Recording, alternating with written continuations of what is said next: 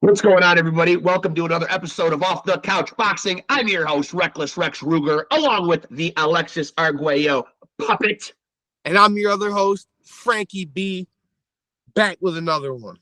Yeah, and wow, February 25th at the time of this recording, we just had a real fun one that started out just us bantering about boxing because we had no scheduled guest, and then in like a guy on a parachute. There was a guy that parachuted into Shea Stadium during the World Series. Yep. In dropped Silky Wilkie Camfort. Never mind about that. Just be quiet. He's here. Yep. Fuck you. Yeah. We'll get him in. Hey, what can I do, man? I'm letting him in. Yeah, I mean, you definitely should be letting him in. But hey, side note, even if he comes in here, he can hear this. Do you know that somebody betted that there would be a streaker at the Super Bowl, and then they were the streaker? Wow, shocker. So they won mad money. Yeah. Malik, you just got to tap the screen. Hit your camera down there. And hit the microphone button at the bottom. Yeah, there's like a camera and a microphone button at the bottom of the screen. Just tap each one of those. I can hear him now. He's just got to get his camera. No, there he is. What's up, man? Hey, what's up? What's up? Are you able to hear us and see us okay? Yes, sir. First of all, man, I gotta say, man, I appreciate you doing this, man. For the audience that might not know, man, you had a little fender bender this afternoon, man. So we had to push this back, but you are okay. Yeah, I'm fine. I'm fine. All you fans of Malik MAYHEM Montgomery can breathe a sigh of relief, man. He's fine, which is good, man. Which is good. Yes, sir. I gotta say, man, that 17-0, 16 knockouts, man. This is the way to go about a boxing career, Malik. Nothing to the cards. No, yeah, nah, that's the goal. Good strategy. Good strategy. I mean, come on, man. Well, we know the way the politics go in boxing. Yeah. This is the way to do it, right? Knock them out. Yeah, absolutely, man. You know, you see these controversial decisions every weekend. Oh, every weekend, yeah. How did you get into boxing, man? Like, what was your start in the sport, man? Were you getting a lot of scraps as a kid?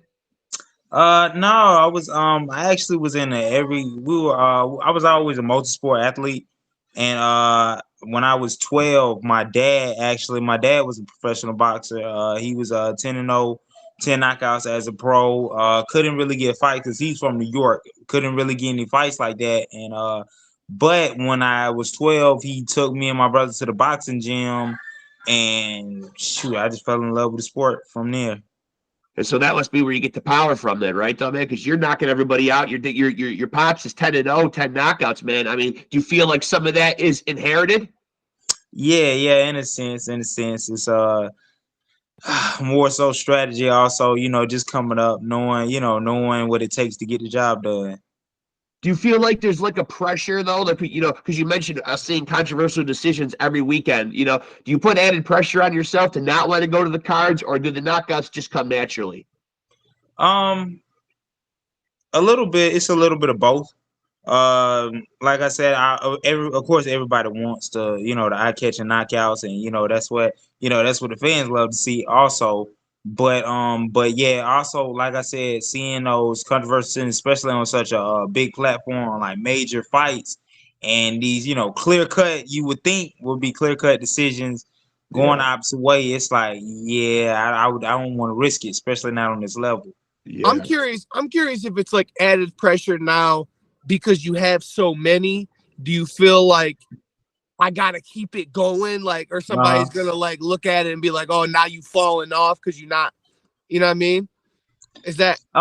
And most times, if you look at really anybody's career, people those knockouts tend to slow down once you get to a certain level. About 25. Boxing, and that's because when you get to a certain level, everybody has a chin, everybody can box.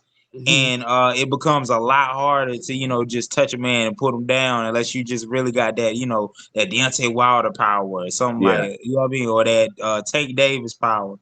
I just wonder because, we just recently actually watched him the other night was Edgar Berlanga, and he had that crazy streak of first round knockouts and then come to an end, and then you kind of hear his name a little bit less. You know what I mean? People want spectacular, like you said. You know, Yeah, they they do. want it. It advances you faster. That's for sure. Yeah. Yeah, absolutely. Because again, everybody wants to see the big knockouts. That's what pays now. You know, getting those, those eye-catching knockouts like that. And again, a beautiful example of it is Edgar. Edgar was again. I actually fought Edgar. When I fought in the national JOs, man, that was my first time meeting him and his dad. You know, I love those guys. And same thing, him coming up through the pros, nothing but knockouts. He was the monster.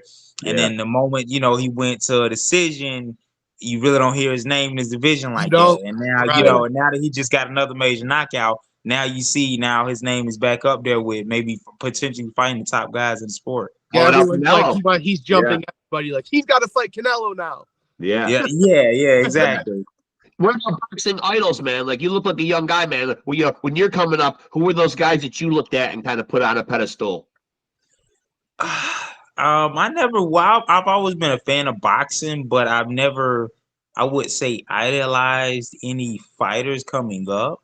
But it would have to be one of the fighters for me that stood out coming up that I wouldn't say that I just saw what he was doing in the sport, and that kind of motivated me a lot to kind of get my abilities to, to be able to get to that same level would be like Manny Pacquiao. Yeah. Yeah. Yep. In my opinion, man. One of the GOATs. Absolutely one of the GOATs. Absolutely. Yeah. It Feel was so like crazy. the only argument that I'm going to make against you when you say he's the GOAT is that Floyd beat him. Yeah. But that's beside the point, though, man. Say that.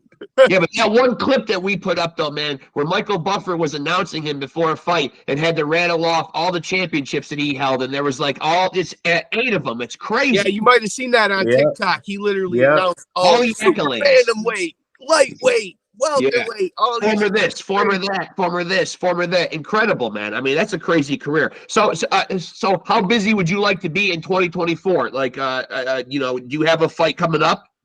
Right now, no. Right now, we don't have anything scheduled. Right now, I'm just training, building, trying to really, even to this point in my career, trying to get the I guess the outside of the ring part of boxing, down to a science, the business side of boxing, down to a science. And really, like I said, just building to where, my next move, my best move. And once I do get back in the ring, I'm trying to stay in the ring. Yeah, it's funny you hold on, said I gotta ask you about that though. I like that you said that, man. Like, what did you mean by that though? Like, figuring out the stuff outside of the ring, man. Like, do you feel like a sense of pressure to learn the business side of it because it can be somewhat of a dirty business sometimes?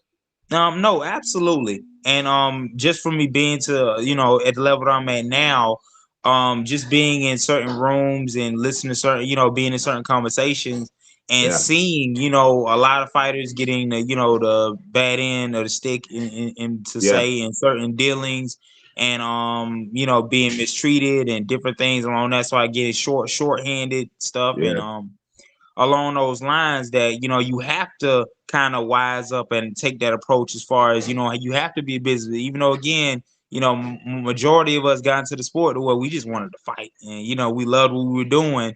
It's gotten to the point where it's kind of forced you to have to know what you're doing as far as on that level so that you don't end up being used. I think that's a great answer. I think that's an amazing answer, and I think that should be like a good lesson to young fighters out there, because I think a lot of times they say, "Okay, I've got a manager or I've got a promoter. This stuff will just go into their hands, and I don't need to focus on any of it." But I think having a toe in it and keeping an eye on what's going on is advantageous. Floyd didn't become Floyd by not knowing the business. Being a good That's why he became who he was, because he knew exactly what to do. But now I'm curious, like, navigating through that, like you 17-0, 16 knockouts, like when you navigate in the business aspect of it, like what makes you different from Shakur Stevenson? Like, why does he have 18 fights and damn near no knockouts? And people are worried about what he's doing, but people are not worried about MALIEK and what he's doing when he's got more working. And because you got to figure, like, in my head, Shakur's got just the no names that anybody's got when they're 20 fights and under. You know what I mean? He's got nobody. So like, why? Like, what puts him in these rooms? It's all about marketability. one of it, and it's also who you know. When you got the right, when you got the right people in the right places, that when these names come up, because again, all these names come across the drawing board as far as potential matchups, and these matchups that are going to bring in big dollars for these networks and these promotional companies. You got, being that he's an ex-Olympian, a ex-medalist, Olympian, and he's been against the top names in the amateurs, and to be able to carry that momentum into the pros, and they were able to market him as, coming in as the next big thing. So Right. the fact that they were able to put him in position to get the best matchups for the best dollar, and him taking advantage of that and actually performing and winning and doing what he needed to do to get to where he is now, it just, it's just, again, it was just a different pathway to ultimately the same goal that everybody wants in these divisions.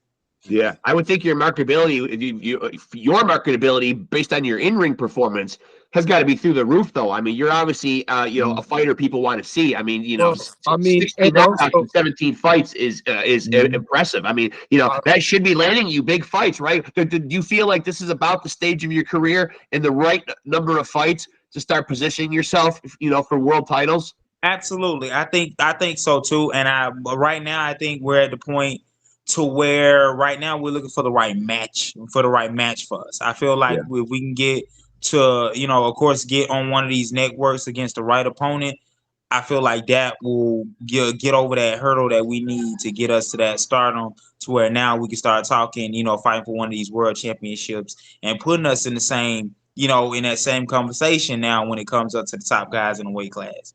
Yeah. Well, what, and forgive me for not knowing, but what weight class is that you? Right now I'm competing at 126, but I plan on moving to 130 before the year is out. Okay. But the goal is to try to get a world championship at 126. That's the goal. Yeah. Yeah. So if you could put your promoter hat on, man, and thinking about who those champions are, man, who do you like your matchup against? If you could put yourself in a big fight with one of the champions. 16 knockouts, not to cut you off here, but 16 knockouts. Where's the Nui? Because you suddenly got the pop to keep him away. Yeah, where's the Nui? I He's mean? calling Nui out. He's trying to make trouble. He's trying to make trouble, Malik. Listen, Malik. That's where, look at, how good and slick Stephen Fulton is. The reason he couldn't compete in that fight is because he did not have the pop to keep that. He didn't have the power. He didn't have the power to maintain. Yeah, you got to keep a guy like Nui off. Steph was another guy. All of us grew up in that same era in the amateurs in the U.S. system. Where we, these guys, we grew up with from when I first started boxing. We've been watching these same guys compete since we were fighting in JOs 13, 14 to now, as professionals. And I feel like, that was one of the biggest things with that fight, was the fact that, he didn't have the power to hold up for the division, hold up for that fight.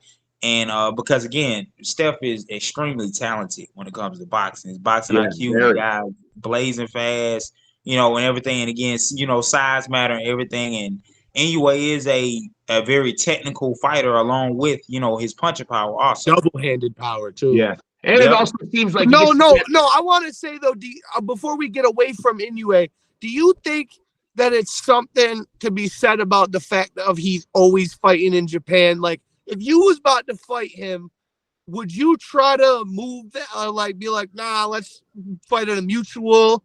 That was going to be my point. You think that's an advantage for him? Yeah, he's always got the home field advantage. I would only not get away from that just for the fact that just me as a competitor, I would want to be the guy to be able to come in his house and take that from him, take that, be able to be like, I beat him and I beat him at home. That's what Steph wanted to do too.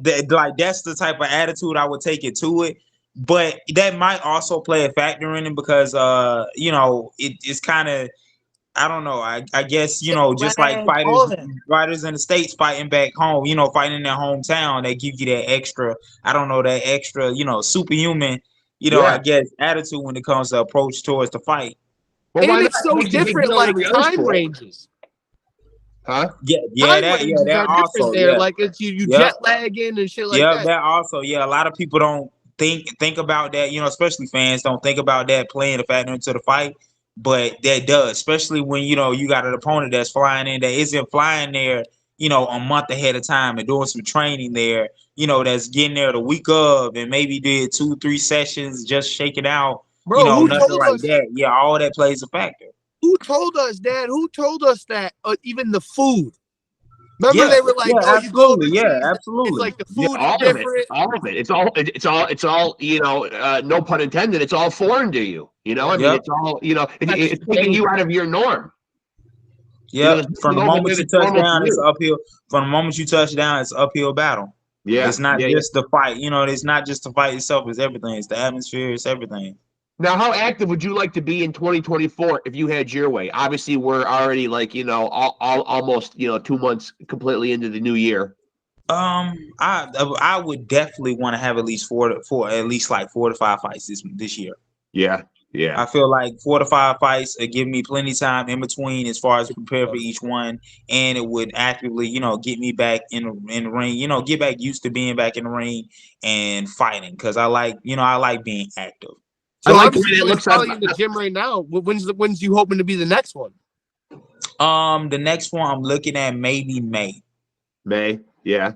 And obviously you said, that, when you're doing big things, obviously that's a great way to market you. Do you ever put do you ever get caught up in the whole, because now you're being looked at as a knockout artist, like whether you want that moniker or not, though, is it important to try to keep that going, though, and feel like you got to keep making highlight moments to position yourself for these bigger fights? I think it is, especially like I said, with this being a pivotal point in my career. I think it is, and that's just because, again, like we said, people love knockouts. Yeah. And along that come with those knockouts, like I know when they put together these top ranked highlights or these, PBC highlights of a fight, those highlight reels sell.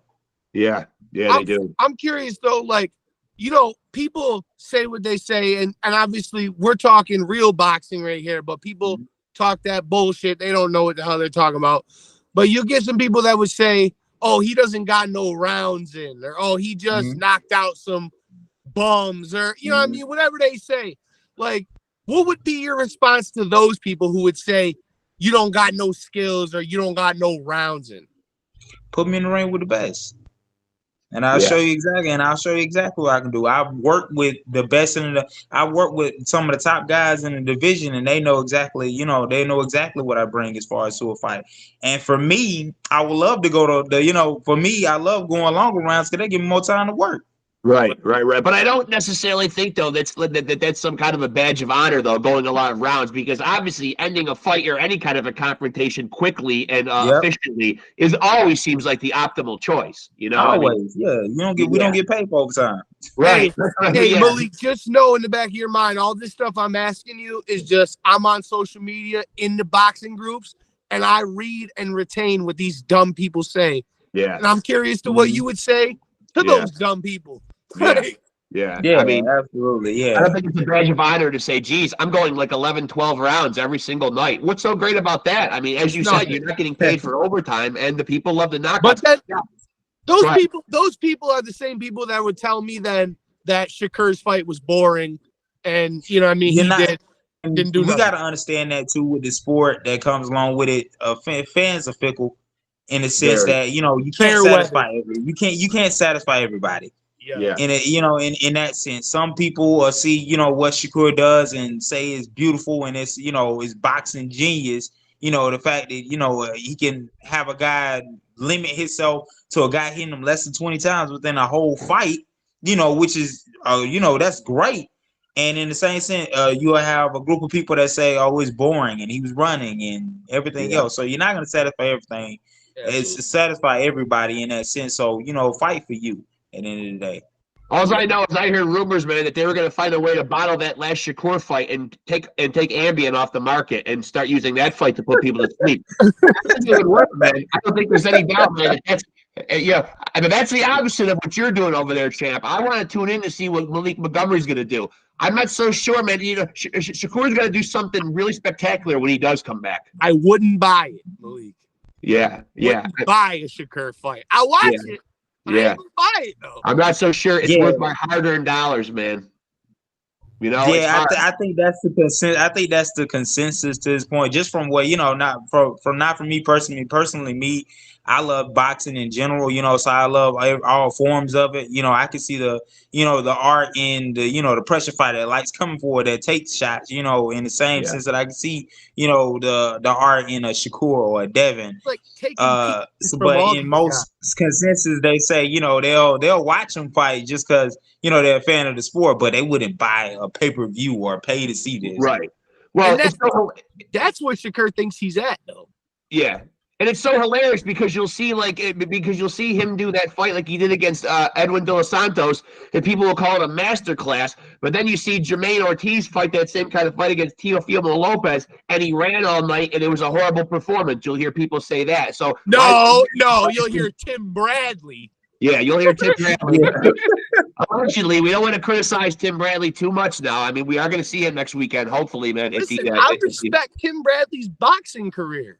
Yeah. But I'm not sure about this calling fight shit because he's telling me what I'm supposed to see. Yeah, a lot of times that is the narrative, man, that they push, man. And people have given us the advice on here. When you're watching fights, watch them with the sound down. I think that's consistent with a lot of fights. It is, and it's a lot of commentators that kind of bring their own, especially boxers. They kind of put their own, I guess, how they feel about boxing onto the onto the fight that we're watching, and they tend to be real kind of have their mind made up before the fight even starts, who they're rooting for, and it kind of bleeds out when they're doing their commentating. Yeah, and then it's almost like they're forcing this narrative on us and trying to make us think we're watching something that isn't really actually happening. Bring back the Magic Man, Malignaggi. Yeah, no, he's too honest. He's too honest. Too much, man. The networks hate him, man. But again, his honesty and being so candid is refreshing, though, in a sport where sometimes you don't get that kind of stuff. Absolutely. So even on the low end, if you were to fight 4 times this year at the end of the year, that would put you at 21-0. I mean, that would feel like by the end of this year, early next year, I mean, you would have to be on that fast track to a title fight. I mean, gotta be. I feel like, and that's why I figure it that way. And again, we just gotta find the right matches and get those numbers where we want them to be. You got the phone side right now, Dad. Who is the champs at 126 right now? I don't know. Who are the champs, man? You probably know who you're chasing in that division, right? Who's it? No, right now at 26, I've been so dialed in. I've been so dialed in and keeping up with what's been going on in the 35 division and in the 130 division. I haven't been really keeping track of 26 because I said I'm planning on moving up to 30.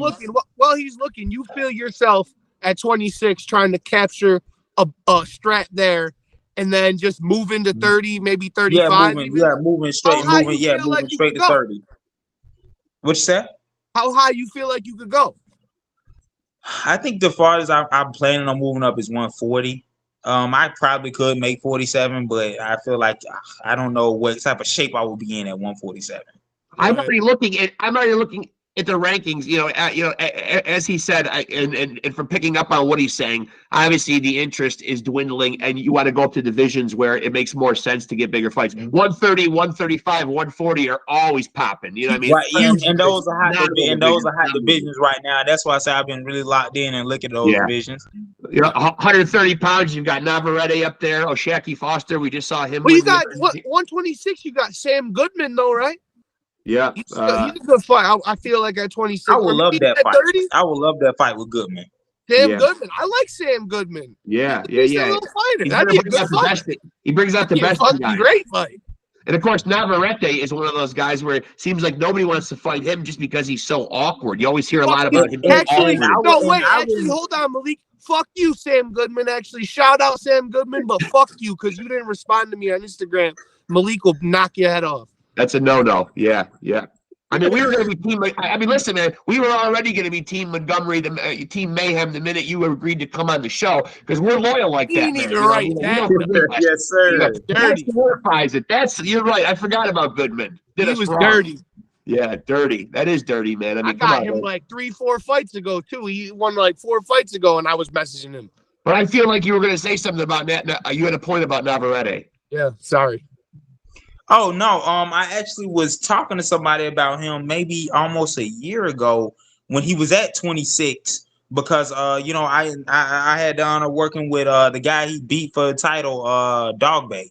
I was working with him when he was getting ready for his fight with Diaz before he beat Diaz, but Yeah. to get the title. And that was another fight that I would love to have. I felt like Navarrete has a very awkward style. He's a power puncher. I feel like because they say he's a volume puncher, but Yeah. I'm Yeah. pretty sure like my volume punching is way more than where his is at. He wouldn't keep And up. I felt Yeah. like at this division he was just a lot bigger and awkward as far as a lot of with these guys being a lot smaller than he was. And the moment you saw it kind of when he moved up, the first fight he had when he moved up, he got dropped twice. Yeah. Yeah. Yeah. And as a young And fighter, as a young fighter in the game right now, obviously social media has become a big part of it. The throwback old school fighters. I mean, I'm 51 years old. I remember fighters had beefs back then, but they couldn't go to social media. There was no Twitter. There was no Instagram, any of that stuff. Do you feel like that's an important marketing tool? How do you see these guys get on and start what we refer to as, all the kids say, Twitter beefs, or, starting a lot of controversy and confrontation online? Is this a route that you have to go nowadays to sell fights? Unfortunately, I feel like you have to on certain when it comes to getting your just due in certain instances, and that's because the oldest saying in the book, closed mouth don't get fed. In Yeah. a sense that especially when these guys don't want to fight you anyway, if you're not constantly in their face letting the world know that these guys don't want to fight you, that they wouldn't Right. risk fighting you, then they don't have to fight you, so they'll never bring you up, and you'll never get that opportunity to fight them. And I feel like right now, like if where I'm at now in my career, where Never is in his career, I feel like that would be fight of the year. Yeah, I think so too. Yeah, fireworks, Benjis. Don't tell me it wouldn't be. Don't you dare tell me. Listen, we're talking about pay-per-views I wouldn't pay for. Yeah, that's Talking one I about would. one I Yeah, might. take my money, man. Take my money. Well, I'll tell you what, man. We talk paid for about that worse. one, especially if they gave a good co-main on that motherfucker. Oh Yeah. man, I And pay it's- 60. And it's not a good feeling when you shell out your fucking ducats, man, and you get a card that leaves you flat or some shit that ends earlier than you wanted it to be, man, because you feel like you got duped. You know what I mean? It's not a great Yeah, feeling. but hey, man, you was talking about who you said who was the champs or whatever, right? Was O'Shaquie? Who else you said? O'Shaquie looked beatable, Malik. Yeah, Hey, that last fight, him and Abraham Nova. Again, Abraham Nova was a solid fighter. Coming up through the amateur ranks, he fought weight class above me. He actually moved down to fight when he turned pro, which I don't think he should have ever been fighting at 126 because he was at 141 when we was in the amateurs, and you see how he looks physically as far as the guy rips and cuts everywhere. So for him to cut all that weight, I felt like that's detrimental to his health at that point. And shout out to Abraham Nova, man, because we're in upstate New York. He's an Albany, New York guy, man. He's down in the 518, man. So we got to give we got to give some love to our New York guys, man. We're right near the Boxing Hall of Fame. Stylistically, though, man, Nova was picking up his back foot on his right hand.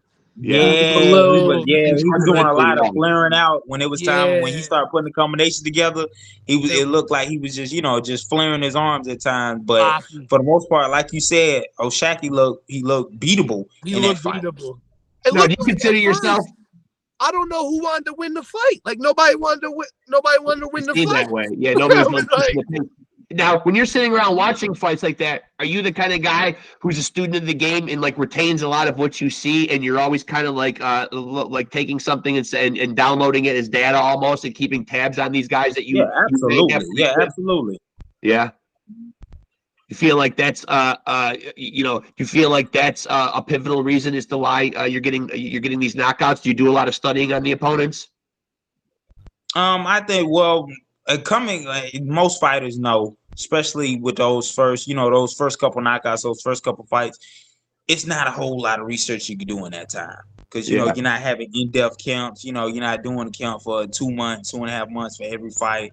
At one point in time, I was fighting I think it was my year before last, I was fighting every month, every other So month. sometimes you might not even know who these guys even are. They're just coming Yeah, right in. most time you won't even know. You don't even know about your opponent until a week or two out. So, it's limited on what you can do, and all you really can focus on is implementing the game plan in a sense that you're working towards your strength and implementing your strengths when you get in the ring. Now, I got to ask, man, if you need to get yourself really pumped up, you need to fight the round of your life, or you just need that song that pumps you up, man, what's the go-to track for MALIEK Montgomery? Oh, man. Lord knows I'm not going to know what the hell it is, but Benji's probably will. I might. Oh, Yeah. Lord.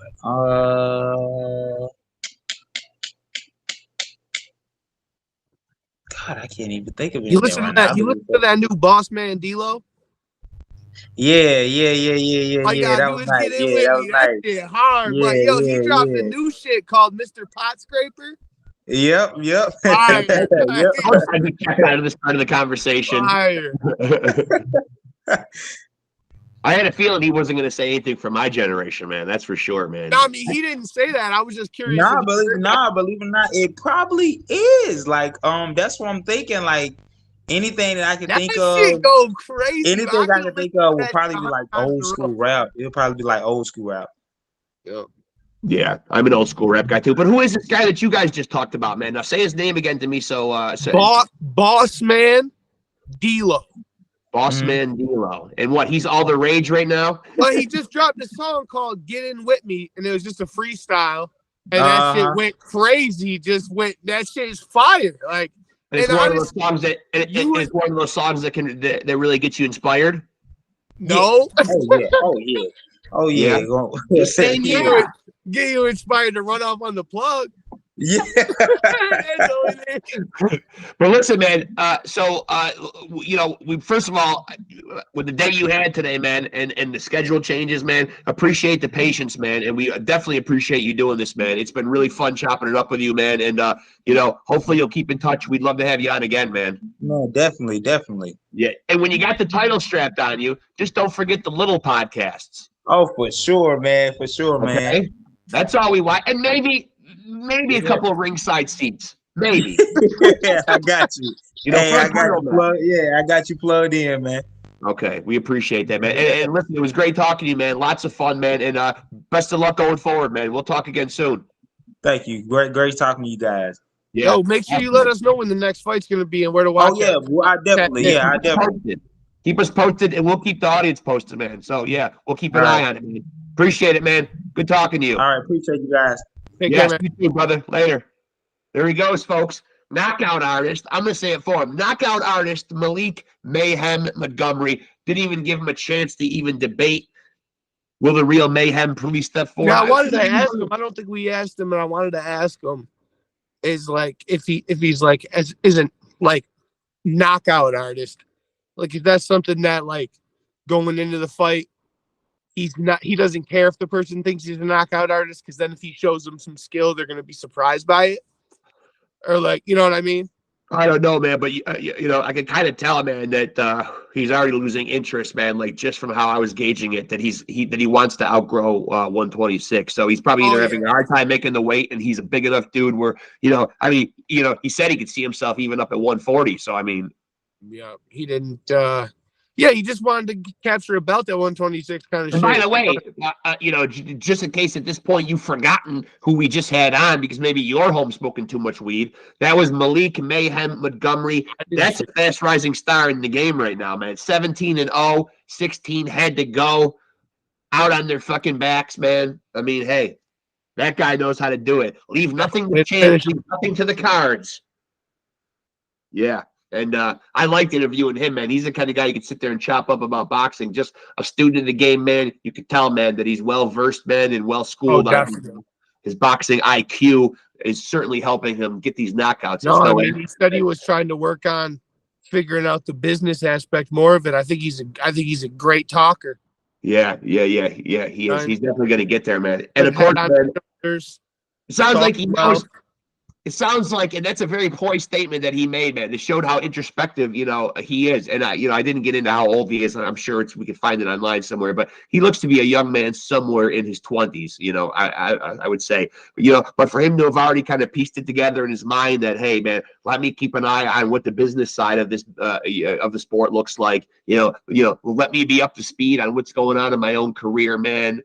Obviously, marketability is important, man. I got to start talking a little more online, calling guys out. I'm already doing the knocking motherfuckers out part. That's always going to help the marketability. Sparking guys out, man, left and right. That helps. 100%. But I mean, it sounds like it's all coming together and it's formulating into a well thought out plan that probably going to carry that kid to some serious gold. I would imagine so, yeah.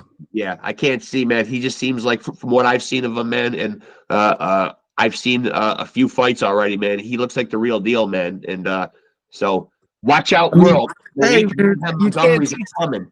You can't teach power. No. And he's kind of got y'all held hostage because he could stay around at 126 and keep knocking motherfuckers out. But you guys got to be also worried at 130, 135, 140.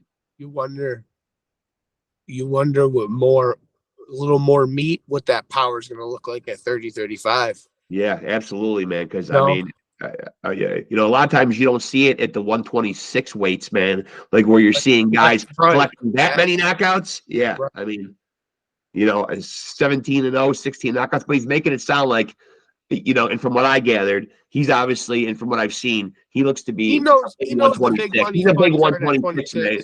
If he's flirting with going to 140, he's already knows that he's probably a big 126. So, well, he knows in the back of his mind too that the 26s is not where to make no money.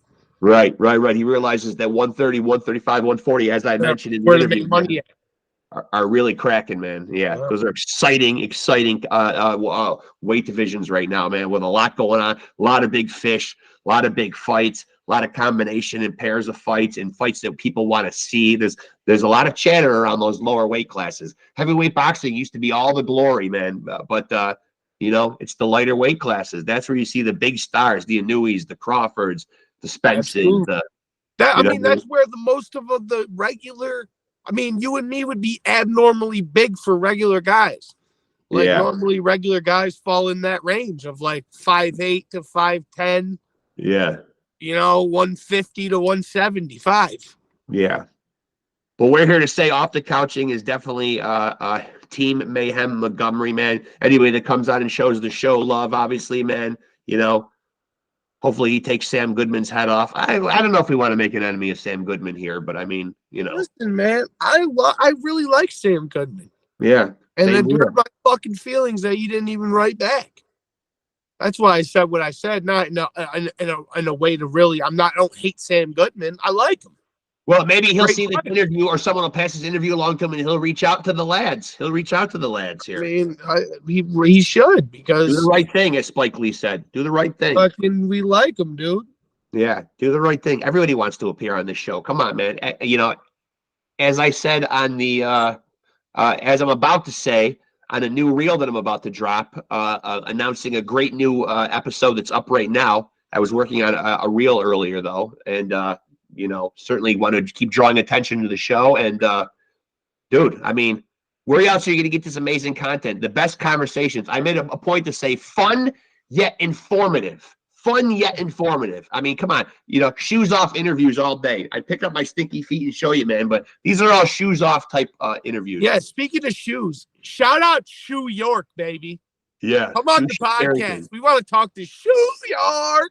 Yeah, representing New York. Come on, man. I mean, we have very little in the sports world right now to be proud of. We want to talk to him, baby. And Shoe is Big Shoe. Yeah, Big Shoe looks spectacular, man. His last fight, man, spectacular. Dynamite in the right hand. Pieced the dude up, man. And that's that, man. So, yeah. This is a clip that you can fucking take right now. Big Shoe York. Yeah. Come on the podcast. Yeah, Big Shoe York. Come on the Off the Couch Boxing Podcast. We are huge, huge fans of what you do, man. It's all love, man, for New York, man. I mean. And shout out Gary Busey, baby. Because I can go 15 seconds. See that? 1-5, 5-1, 1-5, 15 seconds. with anything, hit the fucking notification bell. Fuck Yeah. yourself. Yeah. And Alexis Arguello, man, back there, man. Again, didn't say much of anything, man. But yeah, make sure you like and follow us on Facebook, man. Hit the subscribe button, the notification bell. Thanks so much to MALIEK Mayhem Montgomery, man. That's a rising star right there. Keep an eye out, man. You heard his name here, man. And, you know, keep following the trajectory of his career. He's going to be doing huge things, man. And remember, if you want to be a champion, then you have to roll with the chain.